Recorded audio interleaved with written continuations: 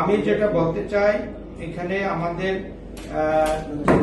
আজকে আমরা গণতন্ত্র এবং আমাদের যে অপরিহার্য নির্বাচনের জন্য এই 17টা বছর আমরা পারি না, এই একটা নির্বাচনের জন্য আসলে আমরা রাজপথে ছিলাম।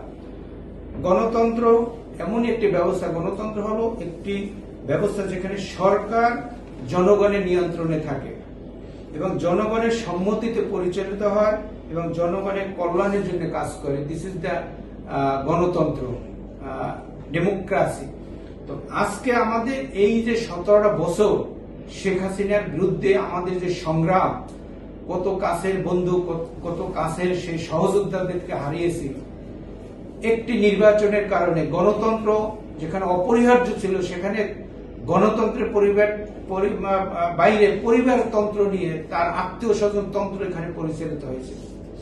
তো আজকে সেখান থেকে আমরা এই স্বৈরাচারী আন্দোলনের, যেটা 36শে জুলাই বলে অথবা ছাত্র জনতা শ্রমিক মেহনতি মানুষকে সমন্বয়ে আমরা যে একটি গণতন্ত্র পেয়েছি, এই গণতন্ত্রের ধারাবাহিকতা আমরা সেই ফ্যাসিস্ট সরকারকে এখানে হটিয়েছি। আজকে তারা এমন একটি রাষ্ট্রে যেখানে গণতন্ত্র বলে, যেখানে তারা প্রচার করে, সেই রাষ্ট্রে হচ্ছে আমাদের পার্শ্ববর্তী দেশের সেই ফ্যাসিস্ট শেখ হাসিনা।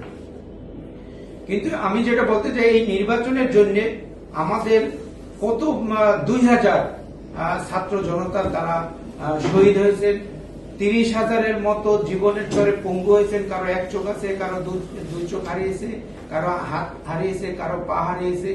আজকে আমরা সেদিকে তাকাচ্ছি না।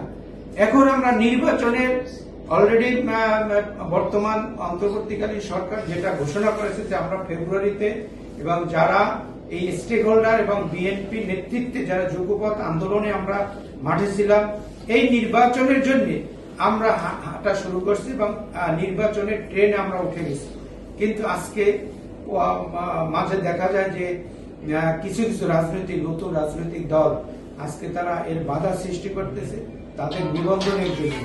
আজকে আমরা পরিষ্কারভাবে বলতে চাই, যারা অন্তপক্ষে মর্যাদার জায়গায় আমরা জনগণকে দাঁড়াতে চাই, যে ওই যে গণতন্ত্র হচ্ছে এমন, যেটা আমি আগেই বলছি যে গণতন্ত্র এমন একটি ব্যবস্থা যেটা জনগণের দ্বারা সরকার পরিচালিত হয়। আজকে আমাদের সেখান থেকে আমরা অনেক দূরে সরে যাচ্ছি।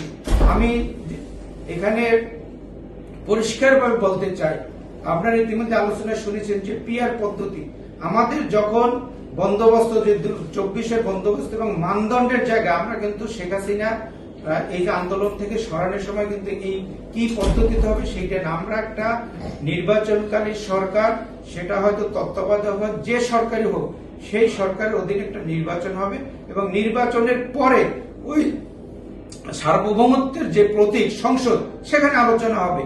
আজকে কেন এই যে পিআর বর্ণ পদ্ধতি, অবশ্যই পিআর এর দরকার আছে।